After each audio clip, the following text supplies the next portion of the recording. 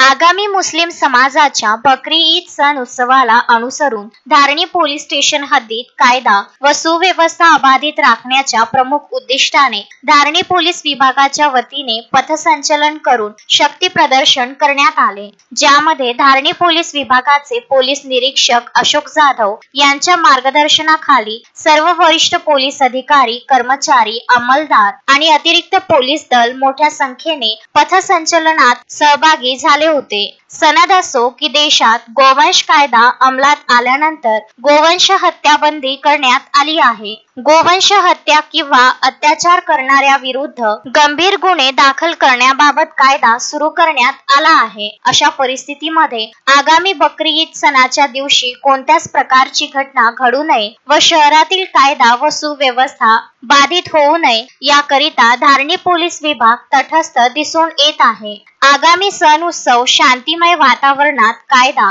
व सुव्यवस्थेचे भान ठेवून साजरे झाले पाहिजे असे आवाहन धारणी पोलीस विभागाकडून समाजातील प्रत्येक धर्मातील नागरिकांना पोलीस निरीक्षक अशोक जाधव यांच्या वतीने करण्यात आले आहे।